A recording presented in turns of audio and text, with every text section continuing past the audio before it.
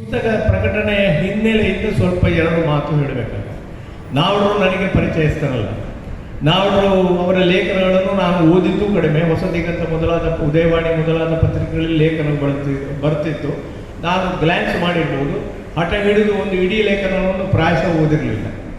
ಅವರು ಒಂದು ಸಲ ನನಗೊಂದು ಮೆಸೇಜ್ ಹಾಕಿದರು, ಮುಗಿಸಾಲಿದ್ರೆ ನನ್ನದೊಂದಿಷ್ಟು ಲೇಖನಗಳಿದೆ, ನಿಮ್ಮ ಮೂಲಕ ಯಾರಾದರೂ ಕನ್ನಡ ಸಂಘದಿಂದ ಅಥವಾ ಬೇರೆ ಯಾರಿಂದಾದರೂ ಪ್ರಕಟಿಸಲು ಸಾಧ್ಯವೇ? ನಾನು ಇದ್ದದ್ದಕ್ಕೆ ಕಾತರಿಸುತ್ತಾ ಇದ್ದ ಹಾಗೆ ಇರುವ ಯಾರ ಪುಸ್ತಕ ಬೇಕಾದರೂ ನಾನು ಪ್ರಕಟಿಸಲಿಕ್ಕೆ ಪ್ರೋತ್ಸಾಹ ಕೊಡುವ ಮತ್ತು ನನಗೆ ಒಂದು 4-5 ಜನ ಪ್ರಕಾಶಕರಿದ್ದಾರೆ. ಇಲ್ಲಿ ಇದ್ದವರೆಲ್ಲರಿಗೂ ಗಮನದಲ್ಲಿಟ್ಟುಕೊಂಡು ಹೇಳ್ತಾ ಇದ್ದೇನೆ. ಅವರು ಒಂದೇ ಮಾತು ಕೇಳು, ನೀವು ಓದಿದ್ದೀರಾ, ನೀವು ಶಿಫಾರಸು ಮಾಡಿದರೆ ನಾನು ಮಾಡ್ತೇವೆ. 500-700 ಪುಟದಂಥ ಪುಸ್ತಕಗಳನ್ನು ಸಮೇತ ನನ್ನ ಗುರುತಿನ ಪ್ರಕಾಶಕರು ಇವತ್ತು ಮಾಡಲಿಕ್ಕೆ ಸಿದ್ಧರಿದ್ದಾರೆ. ನಮ್ಮ ಅಡಿಗರು, ನಾನು ಹೇಳಿದ್ದಲ್ಲ, ಬೇರೆಯವರು ಹೇಳಿದ್ದು. ಅಡಿಗರ ಹತ್ರ ಕೇಳಿದರೆ 1100 ಪುಟದ ಒಂದು ಪುಸ್ತಕವನ್ನು ಒಬ್ಬರು ಪಬ್ಲಿಷರ್ ಮುದ್ರಣಕ್ಕೆ ಹೇಳಿದ್ದಾರೆ. ಅಂದರೆ ಪ್ರಕಾಶಕರು ಇಲ್ಲ ಅಂತಲ್ಲ, ಹೇಗೆ ಅಪ್ರೋಚ್ ಮಾಡಬೇಕು, ಯಾವ ರೀತಿ ಮುಂದುವರಿಬೇಕು ಅಂತ ಗೊತ್ತಿಲ್ಲ. ನಾನು ಹೇಳಿದೆ, ಸೇನಾನುಭವವನ್ನು ನೀವು ಮಾಡಬಹುದಂತ. ನೀವು ಹೇಳಿದರೆ ಮಾಡ್ತೇವೆ, ಹೇಳಿದ್ರು ಮಾಡಿದರು. ಮಾಡುವಾಗ ಅವರು ಅದನ್ನು ಎಲ್ಲ ಲೇಖನಗಳನ್ನು ಪತ್ರಿಕೆಗೆ ಕಳಿಸುವಾಗ ಅವರು ಬರಹದಲ್ಲಿ ಕಳಿಸಿದ್ರು ಅಂತ ಕಾಣುತ್ತೆ. ಅದು ನುಡಿಯಲ್ಲಿ ಬರಬೇಕು, ಇಲ್ಲದಿದ್ದರೆ ಅದನ್ನು ಮುದ್ರಣ ಮಾಡಲಿಕ್ಕೆ ಪುನಃ DTP ಮಾಡಬೇಕು ಅಂತ ಹೇಳುವಾಗ ಅವರೇ ಶ್ರಮಪಟ್ಟು ಮತ್ತೆ ಬರಹದಿಂದ ನುಡಿಗೆ ಅದನ್ನು ಕನ್ವರ್ಟ್ ಮಾಡಿ ಅಥವಾ ಟೈಪ್ DTP ಮಾಡಿ ಅದನ್ನು ಹೊರತರುವಂಥ ಒಂದು ಕೆಲಸವನ್ನು ಮಾಡಿದರು. ಸ್ವಲ್ಪ ಪರಿಶ್ರಮ ಆಯಿತು. ನಮ್ಮ ಪಬ್ಲಿಷರ್ಗಳು ಸತ್ಯ ಹೇಳ್ತಾನೆ, ಯಾರೂ ಪುಸ್ತಕವನ್ನು ಓದುವುದಿಲ್ಲ. ಯಾಕಂದರೆ ಓದಿದರೂ ಅರ್ಥ ಆಗೋದಿಲ್ಲ ಅವರಿಗೆ ಪುಸ್ತಕ ಅಚ್ಚು ಮಾಡೋದು ಮಾತ್ರ. ಆದರೆ ಯಾರಾದರೂ ಒಬ್ಬರು ಗೈಡೆನ್ಸ್ ಬೇಕು, ಒಬ್ಬರು ಹಿರಿಯರು ಹೇಳಿದರೆ ಅಥವಾ ಒಳ್ಳೆ ನುರಿತ ಲೇಖಕರು ಹೇಳಿದರೆ ಅವರು ಮಾಡ್ತಾರೆ. ಹಾಗಾಗಿ ಒಟ್ಟುಕೊಂಡು ಇದನ್ನು ಹೊರತಂದರು. ಯಾಕೆ ಈ ಮಾತು ಹೇಳ್ತಾ ಇದ್ದೇನೆ ಅಂತ ಹೇಳಿದರೆ, ಸೇನೆಯನ್ನು ನಾವು ಹೇಗೆ ದೂರ ಇಟ್ಟಿದ್ದೇವೆ ಅಂದರೆ ಸೇನೆಯ ಬಗ್ಗೆ ನಮಗೆ ಯಾವ ಅನುಭವ ಇಲ್ಲ. ನಿಮ್ಮಲ್ಲಿ ಇಲ್ಲಿ ಸೇನೆಯಲ್ಲಿ ಇದ್ದವರನ್ನು ಬಿಟ್ಟರೆ ಬಾಕಿ ನನಗಂತೂ ಏನೂ ಗೊತ್ತಿಲ್ಲ. ಸೇನೆ ಅಂದರೆ ಏನು, ಮಿಲಿಟ್ರಿಯವರಿದ್ದರೆ ಏನು ಅವರು ಕೆಲಸ ಮಾಡ್ತಾರೆ, ಹೇಗೆ ಕೆಲಸ ಮಾಡ್ತಾರೆ ಎಂಬ ಯಾವ ಅನುಭವ ಇಲ್ಲದವರಿಗೆ ಅಥವಾ ಅಂತಹ ಪ್ರಕಾಶಕರಿಗೆ ಇದರ ಅನುಭವಗಳನ್ನು ಹೇಗೆ ಹೇಳುವುದು? ಹಾಗಾಗಿ ಈ ಪುಸ್ತಕ ಬರುವ ಮೊದಲು ನಾನು ನಿಜವಾಗಿ ಓದಬೇಕಿತ್ತು. ಆದರೆ ನಾವು ಹೇಳಿದ ನಂತರ ಅವರ ಕೆಲವು ಲೇಖನಗಳನ್ನು ಗ್ಲ್ಯಾನ್ಸ್ ಮಾಡುವಾಗ ಒಳ್ಳೆ ಬರಹಗಾರನ ಎಲ್ಲ ಲಕ್ಷಣಗಳು ನಾವುಗಳಲ್ಲಿ ಕಾಣಿಸುತ್ತೆ. ಒಳ್ಳೆ ಜರ್ನಲಿಸ್ಟಿಕ್ ಲ್ಯಾಂಗ್ವೇಜ್ ಅವರು. ಒಂದು ಒಳ್ಳೆ ಪತ್ರಕರ್ತನಾಗಿರಬೇಕಾದ್ರೆ ಅವನ ಭಾಷೆಯು ಭಾಳ ಚೆನ್ನಾಗಿರಬೇಕು. ಹಾಗೆ ಒಳ್ಳೆ ಜರ್ನಲಿಸ್ಟಿಕ್ ಲ್ಯಾಂಗ್ವೇಜ್. ನಡುವೆ ಈ ಪುಸ್ತಕದಲ್ಲಿ ನಡುವೆ ಅವರು ಸಾಹಿತ್ಯಿಕವಾಗಿ ಕಾವ್ಯಾತ್ಮಕವಾಗಿಯೂ ಸಮೇತ ಹೇಳ್ತಾರೆ. ಹಾಗೆ ಅದನ್ನು ಭಾಳ ಚೆಂದವಾಗಿ ಹೇಳಿದ್ದಾರೆ. ಪ್ರತಿಯೊಂದು ಅಧ್ಯಾಯವೂ ಸಮೇತ ಭಾಳ ಓದುವ ಹಾಗೆ ರೀಡೇಬಲ್ ಕ್ವಾಲಿಟಿ ಬೇಕು. ಎಷ್ಟೇ ದೊಡ್ಡ ಗ್ರಂಥ ಆಗಲಿ, ಉದ್ಗ್ರಂಥ ಆಗಲಿ, ವಿದ್ವತ್ತಿಂದಾಗಲಿ. ಮೊನ್ನೆ ಯಾರೋ ದೊಡ್ಡ ವಿದ್ವಾಂಸರು ಒಂದು ಬರೆದ ಪುಸ್ತಕವನ್ನು, ಯಕ್ಷಗಾನ ಛಂದಸ್ಸಿಗೆ ಬರೆದ ಒಂದು ಪುಸ್ತಕ, ಹೆಸರು ಹೇಳೋದು ಬೇಡ, ಒಂದು ಮುನ್ನುಡಿ, ದೀರ್ಘವಾದ ಮುನ್ನುಡಿ ಬರೆದರು. ಅದನ್ನು ಓದಲಿಕ್ಕೆ ಅವ್ರಿಗೆ ಹೇಳಿದ್ರಲ್ಲ, ಮುನ್ನುಡಿಯನ್ನು ಹೋಗಿ ಮೊಗಸಾಲೆಯವರು ಮುನ್ನುಡಿ ಓದಿ ಮಾಡಿಸಿಟ್ರು ಅಂತ. ನನಗೆ ಈ ಮುನ್ನುಡಿ ಓದಲಿಕ್ಕೆ ಕಷ್ಟ ಆಯಿತು. ಯಾಕಂದರೆ ನಿಜವಾಗಿ ಸತ್ಯವನ್ನು ಹೇಳಿದ್ದಾರೆ, ಆದರೆ ಅದು ಓದುವಂಥ ಗುಣ ಇಲ್ಲ. ಇಲ್ಲದ್ರೆ ಓದುವುದು ಹೇಗಪ್ಪ? ಮಹತ್ವವಾದ ವಿಷಯಗಳಿರ್ಬೋದು. ಹಾಗಾಗಿ ಇವರ ಓದಿಸಿಕೊಂಡು ಹೋಗುವಂಥ ಗುಣ ಇದೆ. ಜೊತೆಗೆ ಆ ಮಿಲಿಟ್ರಿ ಸಾಹಿತ್ಯ ಅಲ್ಲ, ಸೇವೆಯ ಅನುಭವಗಳನ್ನು ಯಾವ ರೀತಿ ಕನ್ನಡೀಕರಿಸಬಹುದು ಅಥವಾ ಭಾಷೆಗೆ ಇಳಿಸಬಹುದು ಎಂಬಂಥದ್ದನ್ನು ಅವರು ಬಹಳ ಅರ್ಥಪೂರ್ಣವಾಗಿ ಮತ್ತು ಸರಳವಾಗಿ ಸಹಜವಾಗಿ ರೂಢಿಸಿಕೊಂಡಿದ್ದಾರೆ. ಹಾಗಾಗಿ ಈ ಕೃತಿ ಎಲ್ಲ ಅರ್ಥದಲ್ಲೂ ಸೇನಾ ಸಾಹಿತ್ಯಕ್ಕೆ ಸಂಬಂಧಪಟ್ಟ ಹಾಗೆ ಒಂದು ಒಳ್ಳೆಯ ಪುಸ್ತಕ ಅಂತ ಹೇಳಿ ನಾನು ಖಂಡಿತವಾಗಿ ಎದೆತಟ್ಟು ಹೇಳಬಹುದು. ಇದಕ್ಕಾಗಿ ನಾನು ಅವರನ್ನು ಅಭಿನಂದಿಸ್ತೇನೆ. ಈ ಪುಸ್ತಕಕ್ಕೆ ಶಿಖರಪ್ರಾಯವಾಗಿ ನನ್ನ ಸನ್ಮಿತ್ರರು ಮತ್ತು ಒಳ್ಳೆಯ ವಿಮರ್ಶಕರು, ನಾಡಿನ ಅತ್ಯುತ್ತಮ ಕಥೆಗಾರರಲ್ಲಿ ಒಬ್ಬರೂ ಆದಂಥ ಬೆಳಗೋಡು ರಮೇಶ ಭಟ್ರು ಮುನ್ನುಡಿ ಬರೆದಿದ್ದಾರೆ. ಇದರಲ್ಲಿ ಪೌರೋಹಿತ್ಯ ನಂದು ಸ್ವಲ್ಪ ಉಂಟು. ಈ ಪುಸ್ತಕಕ್ಕೆ ನೀವೇ ಮುನ್ನುಡಿ ಬರೀರಿ ಅಂತ ಹೇಳಿದರು. ಆದರೆ ನನಗೆ ಕೊರೋನಾ ಅಟ್ಯಾಕ್ ಆದ್ದರಿಂದ ಅವರಿಗೆ ಗುಣ ಆಗಿದೆ. ಅದು ಉತ್ಸಾಹ ಇಲ್ಲ, ಈಗ ಮೊದಲಿನ ಉತ್ಸಾಹ ಇಲ್ಲ, ಬರವಣಿಗೆಯಲ್ಲಿ ಉತ್ಸಾಹ ಇಲ್ಲ, ಓದುವುದರಲ್ಲಿ ಉತ್ಸಾಹ ಇಲ್ಲ. ರಮೇಶ ಭಟ್ರು ಒಪ್ಪಿದರೆ ಆಗಬಹುದು ಅಂತ ಹೇಳಿದೆ. ರಮೇಶ ಭಟ್ರಿಗೆ ನಾನು ಫೋನ್ ಮಾಡಿದೆ, ಅವರು ಫೋನ್ ಮಾಡಿದರು. ಅವರು ಬಹಳ ಪ್ರೀತಿಯಿಂದ ಇದಕ್ಕೊಂದು ಅದ್ಭುತವಾದ ಮುನ್ನುಡಿಯನ್ನು ಬರೆದುಕೊಟ್ಟಿದ್ದಾರೆ. ಅದರಲ್ಲಿ ಇದಕ್ಕೆ ಪೂರಕವಾದ ಅನೇಕ ಮಾಹಿತಿಗಳನ್ನು, ಬೇಕಾದಷ್ಟು ಪುಸ್ತಕಗಳನ್ನು ರೆಫರ್ ಮಾಡಿ ಎಲ್ಲೆಲ್ಲಿ ಏನೇನಿದೆ ಅಂತ. ಕನ್ನಡದಲ್ಲಿ ಬಹುಶಃ ಸೇನಾ ಸಾಹಿತ್ಯ 1-2 ಪುಸ್ತಕಗಳು ಬರ್ಬೋದು. ಸೇನಾ ಸಾಹಿತ್ಯ ಅಂದರೆ ಸೇನೆಗೆ ಸಂಬಂಧಪಟ್ಟ ಸಾಹಿತ್ಯ 1-2 ಬಂದಿರ್ಬೋದು. ಅದರ ರಮೇಶ್ ಭಟ್ರು ಇಂಗ್ಲೀಷಿನಲ್ಲಿ ಎಲ್ಲಿ ಬಂದಿದೆ, ಎಲ್ಲೆಲ್ಲಿಂದ ಬಂದಿದೆ ಅನ್ನೋದನ್ನು ಬಹಳ ಪೂರಕವಾಗಿ ಕಲೆಕ್ಟ್ ಮಾಡಿ ಅದನ್ನು ಬಹಳ ಸೊಗಸಾಗಿ ಇದರಲ್ಲಿ ಮುನ್ನುಡಿ ರೂಪದಲ್ಲಿ ಬರೆದುಕೊಟ್ಟಿದ್ದಾರೆ. ಅದು ಒಂದು ಈ ಪುಸ್ತಕಕ್ಕೆ ಒಂದು ಮಹತ್ವವನ್ನು ತಂದುಕೊಟ್ಟರು.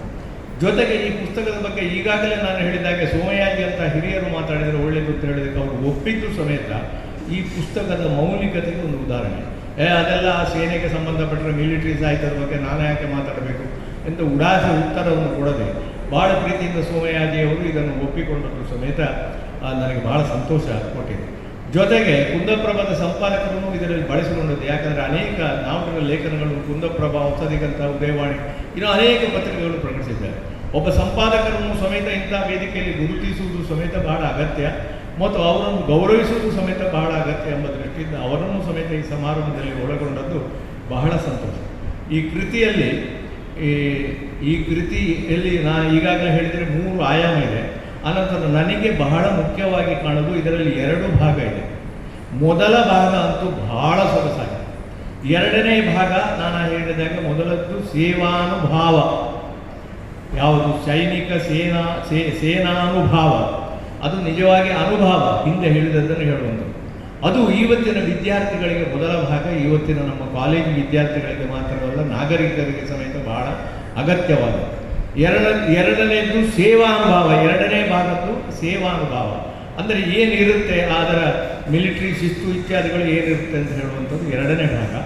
ನಾನು ಒಂದು ಸಲಹೆ ಕೊಡ್ತೇನೆ, ಅವರಿಗೂ ಒಂದು ಸಲಹೆ ಕೊಡ್ತೇನೆ, ಅಥವಾ ಇಲ್ಲಿ ಯಾರು ವಿದ್ಯಾ ಇಲಾಖೆಯವರಿದ್ದರೂ ಸಹ ಮಾಡ್ತೇನೆ. ಇದನ್ನು ಕನಿಷ್ಠ PUC ಅವರಿಗೆ ಹೇಳುವುದಿಲ್ಲ, ಡಿಗ್ರಿ ತರಗತಿಗಳಿಗೆ ಉಪಪಠ್ಯ ಅಂತ, ಈಗದು ಏನು ಸಿಸ್ಟಮ್ ಅಂತ ನನಗೆ ಗೊತ್ತಿಲ್ಲ, ಉಪಪಠ್ಯವಾಗಿ ಉಪಯೋಗಿಸಿಕೊಳ್ಳುವುದು ಖಂಡಿತ.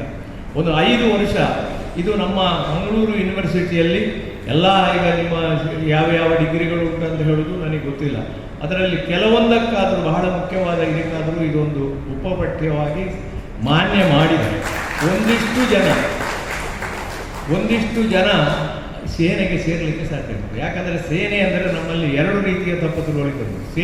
ಸೈನಿಕರು ಕ್ರೂರಿಗಳು, ಸೈನಿಕರು ಯುದ್ಧದ ಸಮಯದಲ್ಲಿ ಸೋಮಾರಿಗಳು, ಭಾಳ ದೊಡ್ಡದಂದರೆ ಯುದ್ಧ ಇಲ್ಲದ ಸಮಯದಲ್ಲಿ ಸೋಮಾರಿಗಳು. ಅಂದರೆ ತಪ್ಪು ತಿಳ್ಕೊಳ್ಬೇಡಿ, ಕೋಣನಾಗೆ ತಿಂದು ತೇಗುವವರು ಅಂತ ಮಾತಾಡೋರಿದ್ರೆ ಅವು ಎರುತ್ತಲಕ್ಕ ತಿನ್ಕೊಂಡು ಜಪ್ಪುನೆ ಅಂತ.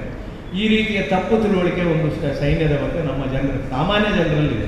ಅದು ಸರಿಯಾದ ತಪ್ಪೋ ಬೇಡ, ತಪ್ಪೇ. ಹಾಗಾಗಿ ಇನ್ನೊಂದು, ಯುದ್ಧದ ಸಮಯದಲ್ಲಿ ಅವರು ಗೆದ್ದ ನಂತರ ಅತ್ಯಾಚಾರ ಅನಾಚಾರಗಳನ್ನು ಸ್ತ್ರೀಯರ ಮೇಲೆ ಮಾಡುತ್ತಾರೆ, ಅದು ಸಮೇತ ಬಹಳ ಕ್ರೂರಿಗಳು, ರಕ್ಕಸ ಜಾತಿಯವರು ಅಂತ ಒಂದು ತಪ್ಪು ತಿಳುವಳಿಕೆ ಇದೆ. ಇದು ಹೋಗಬೇಕಾದ್ರೆ ನಮ್ಮಂಥ ಪ್ರಾಯದವರಿಗೆ ಇದು ಹೋದರೂ ಒಂದೇ ಬಿಟ್ಟರು ಒಂದೇ, ಆದರೆ ಯುವಕರಿಗೆ ಈ ತಪ್ಪು ತಿಳುವಳಿಕೆ ಇರಬಾರದು. ಮತ್ತು ಈ ಹೊಸ ಪೀಳಿಗೆಯವರು ಹೆಚ್ಚು ಸೈನ್ಯಕ್ಕೆ ಸೇರಬೇಕು.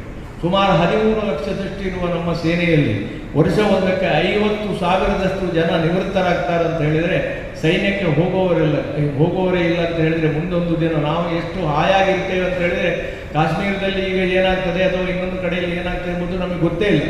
ನಾವು ಆರಾಮವಾಗಿ ಕಾಲು ಚಾಚಿ AC ರೂಮಿನಲ್ಲಿ ಬಿದ್ದಿರ್ತೇವೆ ಅಥವಾ ನಮ್ಮ ಕೆಲಸ ಮಾಡ್ತೇವೆ, ಸೋಮಾರಿಗಳಾಗಿರ್ತೇವೆ.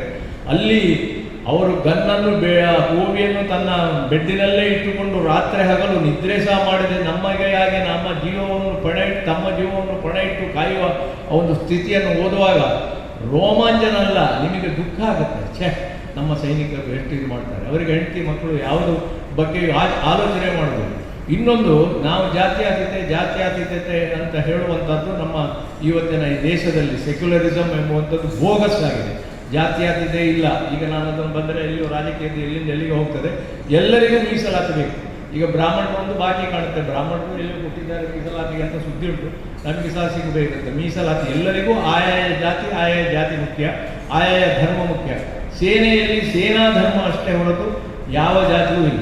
ಇನ್ನೊಂದು ದೊಡ್ಡ ಆರೋಪ ಉಂಟು, ಬ್ರಾಹ್ಮಣರು ಸೇನೆಗೆ ಹೋಗ್ತಾರೆ, ಬ್ರಾಹ್ಮಣರು ಸರಿ ಹುಡಿಯುವುದು, ಇಲ್ಲಿ ಮಠದಲ್ಲಿಯೋ ಬೇರೆ ಕಡೆಯಲ್ಲಿ ಊಟ ಮಾಡಿ ಸುಮ್ಮನೆ ಕೂತ್ಕೊಳ್ಳೋದು, ಸೇನೆಗೆ ಹೋಗ್ಲಿಕ್ಕೆಲ್ಲ ಕೋವಿ ಎತ್ತಲಿಕ್ಕೆ ಬರುವುದಿಲ್ಲ. ಅದು ಸುಳ್ಳು ಎಂಬುದನ್ನು ಇಲ್ಲಿ ರುಜುವಾತು ಕೊಟ್ಟಿದ್ದಾರೆ ಸೇನಾ ಕಮಾಂಡರ್ ಆಗಿದ್ದವರು ಹೇಳಿದ್ದಾರೆ. ಮಾತ್ರವಲ್ಲ, ಕರೆಕ್ಟಾಗಿ ನೆನಪು ಕೊಡುವುದಿಲ್ಲ, ಓದಿ 8 ದಿನ ಆಯಿತು. ಆ ಬ್ರಾಹ್ಮಣರ ಬೆಟಾಲಿಯನ್ ಸಮೇತ ಉಂಟು ಅಂತ ಹೇಳುವುದನ್ನು ತಪ್ಪಾಗಿ ತಿಳಿಸಬೇಕು. ಬೆಟಾಲಿಯನ್ ಸಮೇತ ಉಂಟು ಅನ್ನೋದನ್ನು ತೋರಿಸಿಕೊಟ್ಟಿದ್ದಾರೆ, ಎಷ್ಟು ಚೆನ್ನಾಗಿ ಹೋರಾಡಿದ್ದಾರೆ. ಆನಂತರ ಸಿಖ್ಖರನ್ನು ನಾವು, ಜಾಟರನ್ನು ನಾವು, ರಜಪೂತರನ್ನು ನಾವು ಯಾವತ್ತೂ ಮರಿಬಾರದು. ಅವರ ತ್ಯಾಗ ಏನು, ಅವರ ಶೌರ್ಯ ಏನು ಅಂತ ಹೇಳುವಂಥದ್ದನ್ನು ಸಮೇತ ಹೇಳ್ತಾರೆ.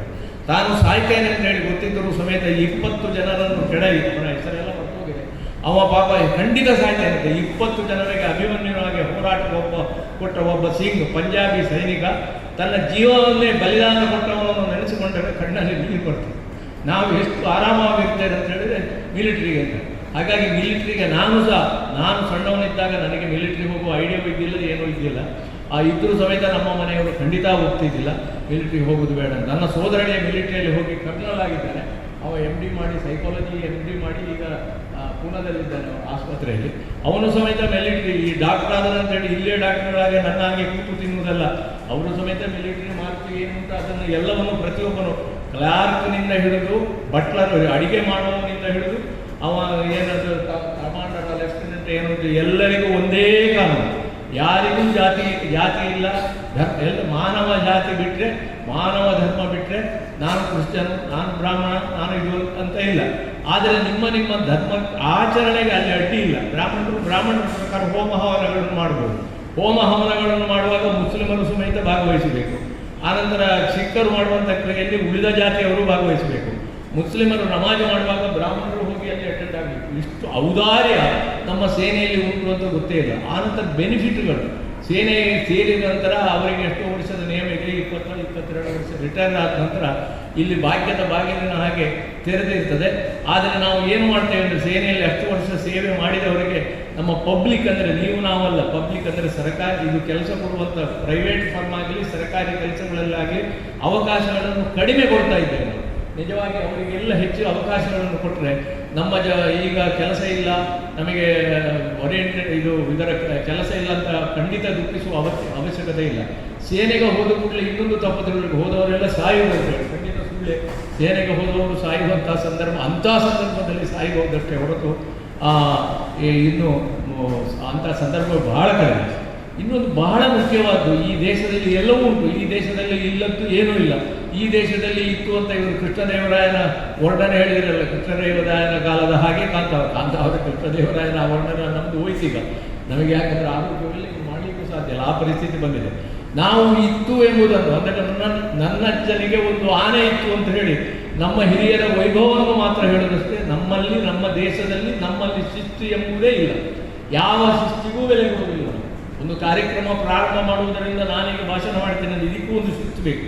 ಆ ಶಿಸ್ತನ್ನು ಸೇನೆಯಿಂದ ಕಲಿಬೇಕು. ಆ ಶಿಸ್ತು ಹೇಗೆ ಅಂತ ಹೇಳೋದನ್ನು ನಮ್ಮ ಸಮಾರಂಭದ ಅಧ್ಯಕ್ಷರು, ಸುಹಾಸನ ಅಧ್ಯಕ್ಷರು ಹೇಳಿದ್ರಲ್ಲ, ಆ ಕಾರ್ಯಪ್ಪನವರು ಹೇಗೆ ಹೋದರು ಅಂತೇಳಿ. ಅಷ್ಟು ಮಾತ್ರ ಅಲ್ಲ, ಎಷ್ಟು ಶಿಸ್ತಂದರೆ ಕಾರ್ಯಪ್ಪನವರ ಕೈ ಕೆಳಗೆ ಜನರಲ್ ಅಯೂಬ್ ಖಾನ್, ಪಾಕಿಸ್ತಾನದ ಸೈನ್ಯಾಧಿಕಾರಿ, ಒಂದು ಕಾಲದಲ್ಲಿ ಬ್ರಿಟಿಷರ ಕಾಲದಲ್ಲಿ ಕೈ ಕೆಳಗಿದ್ದ ಅವರ ಮಗ ನಂದ ಅಂತ ಹೇಳುವವರನ್ನು ಯುದ್ಧದಲ್ಲಿ, ಕಾಶ್ಮೀರದ ಯುದ್ಧ ಸಂದರ್ಭದಲ್ಲಿ ಕಾರ್ಯಪ್ಪನವರ ಮಗನನ್ನೇ ಪಾಕಿಸ್ತಾನದ ಸೈನಿಕರು ಅರೆಸ್ಟ್ ಮಾಡಿ ಅಯೂಬ್ ಖಾನ್ ಎದುರುಕೊಂಡೋಗಿ ನಿಲ್ಲಿಸಿದರು. ಅಯೂಬ್ ಖಾನ್ಗೆ ನನಗೆ ಬಾಸ್ ಆಗಿದ್ದವರ ಮಗನೇ ಅರೆಸ್ಟ್ ಆಗಿದ್ದಾನೆ ಅಂತ ಹೇಳುವ ಸಂದರ್ಭ ಬಂದಾಗ ಅವ ಫೋನ್ ಮಾಡ್ತಾನೆ ಕಾರ್ಯಪ್ಪನವರಿಗೆ, ನಿಮ್ಮ ಮಗ ನನ್ನ ಎದುರಿದ್ದೇನೆ, ನೀವು ಏನು ಭಯಪಡಬೇಡಿ, ನಾನು ಅವನಿಗೆ ರಕ್ಷಣೆ ಕೊಡ್ತೇನೆ. ಆಗ ಕಾರ್ಯಪ್ಪ ಹೇಳಿದ್ದು ಒಂದೇ ಮಾತು, ನನ್ನ ಮಗ ಮಾತ್ರ ಅಲ್ಲ, ಇಡೀ ಮಿಲಿಟರಿಯಲ್ಲಿ ನಿಮಗೆ ಸೆರೆ ಸಿಕ್ಕ ಎಲ್ಲವರೂ ನನ್ನ ಮಕ್ಕಳು. ನನ್ನ ಮಗನಿಗೆ ಮಾತ್ರ ಅಲ್ಲ, ಎಲ್ಲರಿಗೂ ನೀವು ಕೊಡೋದಾದರೆ ಕೊಡಿ, ರಿಯಾಯಿತಿ ಯಾವುದನ್ನು ತೋರಬೇಡಿ, ನಿಮ್ಮ ಕಾನೂನು ಹೇಗೆ ಉಂಟು ಹಾಗೆ ಮಾಡಿ ಅಂತ. ಎಷ್ಟು ಶಿಸ್ತು, ಎಷ್ಟು ದೇಶಭಕ್ತಿ ಅಂತ ಹೇಳೋದನ್ನು ಕಲಿಬೇಕಾದ್ರೆ ಮಿಲಿಟ್ರಿಯ ಕನಿಷ್ಠ ನಾಲೆಜ್ ಆದರೂ ಬೇಕು. ಹೋಗಬೇಕು ಅಂತ ನಾನು ಹೇಳುವುದಿಲ್ಲ, ಕನಿಷ್ಠ ನಾಲೆಜ್ ಆದರೂ ಬೇಕು. ಹಾಗಾಗಿ ಈ ಪುಸ್ತಕವನ್ನು ದಯವಿಟ್ಟು ನೀವು ಕೊಂಡುಕೊಳ್ಬೇಕು. ಇನ್ನು ಹೆಚ್ಚಿನವರು ಹೇಳ್ತಾರೆ. ಇಲ್ಲಿ ಒಂದು ಸಣ್ಣ ಒಂದು ಸಲಹೆ ಅವರಿಗೆ ನಾನು ಕೊಡಬೇಕಾಗ್ತದೆ. ಇದರಲ್ಲಿ ಅವರ ಕುಟುಂಬದ್ದು ಏನೂ ಬರುತ್ತೆ ಬೇಡ ಅಂತ ಅವ್ರು ಹೇಳಿದರೆ ಅದು ಆಗುವುದಿಲ್ಲ. ಯಾಕೆಂದರೆ ನೀವು ನನ್ನ ಅಲ್ಲಿ ಇಟ್ಟಿದ್ದೇನೆ, ಮಾರಾಟಕ್ಕೆ ಇಟ್ಟಿದ್ದೇನೆ, ಬಯಲಬೆಟ್ಟ ಅಂತ. ನಾನು ಏನೋ ಅದು ನನಗೆ ಗೊತ್ತಿಲ್ಲ. ಆ ಬಯಲಬೆಟ್ಟ ಓದಿದರೆ ಹೇಗಿದ್ದ ವ್ಯಕ್ತಿ ಹೇಗಾಗಿದೆ, ನಾವು ಮಿಲಿಟ್ರಿಗೆ ಹೋಗುವಾಗ ಮನೆಯ ಸ್ಥಿತಿ ಹೇಗಿತ್ತು, ಆನಂತರ ಅವರ ಹೆಂಡತಿ, ಅವರ ಮಕ್ಕಳು, ಆ ನಂತರ ಈಗ ಬಂದ ನಂತರ ಅಥವಾ ಸುತ್ತಮುತ್ತಲಿನ ಇದು ಹೇಗಿತ್ತು ಅಂತ ಹೇಳುವ ಒಂದು ಅನುಭವ ಬೇಕಿತ್ತು. ಒಂದು ಆತ್ಮಚರಿತ್ರೆ, ಆಟೋಬಯೋಗ್ರಫಿಯ ಅಥವಾ ಬಯೋಗ್ರಫಿಯ ಏನೇ ಆಗಲಿ ಅದು ಬೇಕು. ಮತ್ತು ಈಗ ಬೇರೆ ಸಾಹಿತ್ಯ ಪುಸ್ತಕಗಳು ಬಂದಿದೆ. ಈಗ ಕ್ಷಮತೆ ಅಂತ ಒಂದು ಬಂದಿದೆ, ಅದನ್ನು ನಾನು ಓದಿದ್ದೇನೆ. ಅದಕ್ಕೂ ಇದನ್ನು ಕಂಪ್ಯಾರಿಸನ್ ಮಾಡೋದು ತಪ್ಪು. ಒಂದು ಕೃತಿಗೆ ಅದು ಕನಿಷ್ಠವೋ ಇದು ಶ್ರೇಷ್ಠವೋ, ಇದು ಶ್ರೇಷ್ಠವೋ ಅದು ಕನಿಷ್ಠವೋ, ಅದು ಬೇಡ ನನಗೆ. ಆದರೆ ಅದರಲ್ಲಿ ಸ್ವಲ್ಪ ಹಿನ್ನೆಲೆ ಉಂಟು. ಈ ಕೃತಿಯಲ್ಲಿರುವ ಸಣ್ಣ ದೋಷ ಅಂದರೆ ಯಾವ ಮಾಹಿತಿಯೂ ಇವರ ಬಗ್ಗೆ ಇಲ್ಲ, ಡೈರೆಕ್ಟ್ ಪಾಯಿಂಟಿಗೆ ಬರ್ತಾರೆ. ಹಾಗಾಗಿ ಮುಂದೆ ಅವರು ಒಂದಿಷ್ಟು ಇದನ್ನು ಬಿಟ್ಟು ಬೇರೆಯೇ ಒಂದು ಬರೀಬೇಕು ಅಂತ ಹೇಳಿ ನನ್ನ ಜೀವನಾನುಭವಗಳು ಅಥವಾ ಅದಕ್ಕೆ ಏನು ಬೇಕೋ ಅದನ್ನು ಬರೆದು ಮಾಡಬೇಕು. 70 ಪುಟಕ್ಕಿಂತ ಹೆಚ್ಚು ನೀವು ಮಾಡಬೇಕು. ಯಾಕೆ ಅಂತ ಹೇಳಿದರೆ ನನ್ನದು 570 ಪುಟ ಇರುವ ಮುಖಾಂತರ ಕಾದಂಬರಿ ಮಂಗಳೂರು ಯೂನಿವರ್ಸಿಟಿಯಲ್ಲಿ ಈ ವರ್ಷ ಡಿಗ್ರಿಗೆ ಟೆಕ್ಸ್ಟ್ ಆಗಿದೆ. 570 ಪುಟವನ್ನು 70 ಪುಟಕ್ಕೆ ಇಳಿಸಬೇಕಾಯಿತು. ಎಷ್ಟು ಕಷ್ಟ ಉಂಟು ಎಂದು. ಹಾಗಾಗಿ ನೀವು ಈಗ ಇವತ್ತಿನ ದಿನದಲ್ಲಿ ನಮ್ಮದು ಯಾವುದೇ ಪುಸ್ತಕವನ್ನು ಕಾರಂತರ ಮರಳಿ ಮಣ್ಣಿಗೆ ಆಗಲಿ ಮತ್ತೊಂದು ಯಾವುದನ್ನು ಟೆಕ್ಸ್ಟ್ ಪುಸ್ತಕದಲ್ಲಿ ನಿರೀಕ್ಷಿಸಲಿಕ್ಕೆ ಸಾಧ್ಯ ಇಲ್ಲ. ಮಕ್ಕಳಿಗೆ ಆ 570 ಪುಟವ ಕಾರಂತರಲ್ಲ, ಪೂರ್ಣಚಂದ್ರ ತೇಜಸ್ವರಲ್ಲ, ಕುವೆಂಪು ಅಲ್ಲ, ಯಾರನ್ನೂ ಓದಲಿಕ್ಕೆ ಬಿಡುವುದಿಲ್ಲ. ಆಗಿರುವಾಗ 70-75 ಪುಟದ ಒಳಗೆ ನೀವು ಅದನ್ನು ನಿಮ್ಮ ಇಡೀ ಸಾರಾಂಶವನ್ನು ತೆಗೆದರೆ ನಾನೇ VC ಅವರ ಜೊತೆಗೆ ಬಂದು ಈ ಪುಸ್ತಕವನ್ನು ನೀವು ಮಾಡಬೇಕು ಹೇಳುತ್ತೇನೆ. ಅಲ್ಲಿ ಕಮಿಟಿಯಲ್ಲಿ ನನ್ನ ಸ್ನೇಹಿತರಿದ್ದಾರೆ. ಇಂಥ ಒಂದು ಪುಸ್ತಕವು ನಮ್ಮ ಮಂಗಳೂರು ಯೂನಿವರ್ಸಿಟಿಯ ಇದಕ್ಕಾಗಬೇಕು. ಯಾಕೆ ಅಂತ ಹೇಳ್ತೇನೆ, ಆಜಬ್ಬ ನಿಮಗೆ ಗೊತ್ತು, ನಾನು ಎಲ್ಲಿಂದ ಮಾತಾಡ್ತಾ ಇದ್ದೇನೆ ಅಂತ ಗೊತ್ತಿಲ್ಲ. ಆಜಬ್ಬ ಕಿತ್ತಳೆ, ಮಂಗಳೂರು ಬಸ್ ಸ್ಟ್ಯಾಂಡ್ನಲ್ಲಿ ಕಿತ್ತಳೆ ಮಾಡುವ ಒಬ್ಬ ವ್ಯಕ್ತಿ.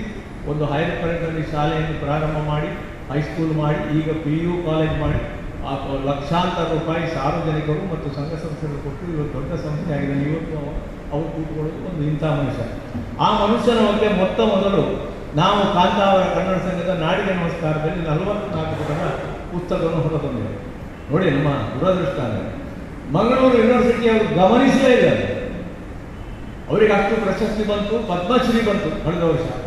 ಆದರೆ ಶಿವಮೊಗ್ಗ ಕುವೆಂಪು ಯೂನಿವರ್ಸಿಟಿಯವರು ಟೆಕ್ಸ್ಟ್ ಆಗಿ ಪರಿಗಣಿಸಿದರು. ಆಜಪ್ಪಂದು ಜೀವನ ಚರಿತ್ರೆ ಇವತ್ತು ಕುವೆಂಪು ಯೂನಿವರ್ಸಿಟಿ ಶಿವಮೊಗ್ಗದಲ್ಲಿ ಪಠ್ಯ ಪುಸ್ತಕದಲ್ಲಿ ಮಕ್ಕಳಿಗೆ ಮಾಡೆಲ್ ಆಗಿದೆ, ನಮ್ಮಲ್ಲಿ ಇಲ್ಲ. ಇದನ್ನು ಈ ರೀತಿ ಇದ್ರೆ ಟೆಕ್ಸ್ಟ್ ಮಾಡ್ತಾರೆ ಇಲ್ಲೋ ಗೊತ್ತಿಲ್ಲ.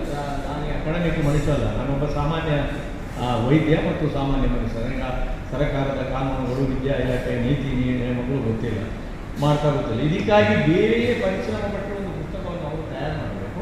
ಅದು 70-75 ಪುಟದ ಹೊರಗೆ ಇರಬೇಕು. ಅವರಿಗೆಲ್ಲ ಎಸ್ಟಿಮೇಟ್ಗಳು ಇರ್ತದೆ, ಇಂಥದ್ದನ್ನು ಗೊತ್ತಿಲ್ಲ. ಬೇಕಾದರೆ ಒಂದು ಮಾತಾಡ್ಬೋದು, ಆ ಪ್ರಶ್ನೆ ಬೇರೆ. ಯಾಕಂದರೆ ಹೇಳಿ ಇದನ್ನು ಇಂಥದ್ದಕ್ಕೆ ಎಷ್ಟು ಪರಿಶ್ರಮ ಹಾಕಿದರೂ ತಪ್ಪಲ್ಲ, ಅದು ಮಾಡಬೇಕಾದಂಥ ಕೆಲಸಗಳು. ಹಾಗಾಗಿ ನಾನು ಒಂದು ವಿನಂತಿ ಮಾಡ್ತೇನೆ, ನಾನು ಓದಿದ ಕೃತಿಗಳಲ್ಲಿ ಈ ಇದಕ್ಕೆ ಸಂಬಂಧಪಟ್ಟ ಕೃತಿಗಳೇ ಬಹಳ ಕಡಿಮೆ. ಆ ಒಂದು 2-3 ಪುಸ್ತಕಗಳು ಓದಿದ್ದೇನೆ. ಅದರಲ್ಲಿ ನಂಬರ್ 1 ಟಾಪ್ 10 ಅಂತ ಬರ್ತದಲ್ಲ, ಆ ಟಾಪ್ 10ನಲ್ಲಿ ಇದು ಖಂಡಿತವಾಗಿ ಟಾಪ್ 10 ನಂಬರ್ 1 ಆಗಿದೆ. ಮಾತ್ರವಲ್ಲ, ಇದು ಟಾಪ್ 10ನಲ್ಲಿ ನಂಬರ್ 1 ಆಗಿರಬೇಕಾದ್ರೆ ಇದು ಇಲ್ಲಿದ್ದ ಪುಸ್ತಕಗಳು ಎಲ್ಲ ಖಾಲಿಯಾಗಿದೆ. ಇನ್ನು 250 ಪುಸ್ತಕಕ್ಕೆ ಅವರು ಆರ್ಡರ್ ಕೊಡಬೇಕು. ಆಗ ಟಾಪ್ 10 ನಿಜವಾದ ಟಾಪ್ 10 ಚಪ್ಪಾಳೆಯಲ್ಲಿ ಟಾಪ್ 10 ಆಗಿಬಿಡ್ತದೆ. ಹಾಗೆ ಆಗಬಾರದು ಅಂತ ಹೇಳಿ ನಾನು ನಿಮ್ಮಲ್ಲಿ ಪ್ರಾರ್ಥಿಸ್ತೇನೆ. ನಿಮ್ಮಲ್ಲಿ ಸೈನಿಕ ವೃತ್ತಿಯಲ್ಲಿ ನಿವೃತ್ತರಾದವರಿದ್ದಾರೆ, ನಿಮ್ಮ ಮನೆಯಲ್ಲಿ ಇರಬೇಕು. ಸೈನಿಕ ಇದರ ಬಗ್ಗೆ, ಸೇವೆಯ ಬಗ್ಗೆ ಗೌರವ ಇರುವವರು ನೀವೆಲ್ಲ ಬಂದಿದ್ದೀರಿ. ನಿಮ್ಮೆಲ್ಲರ ಮನೆಯಲ್ಲಿ ಭಗವದ್ಗೀತೆಯ ಹಾಗೆ ಇರಬೇಕಾದ ಪುಸ್ತಕ ಇದು ಅಂತ ಹೇಳಿ ವಿನಂತಿಸಿ ನನ್ನ ಮಾತು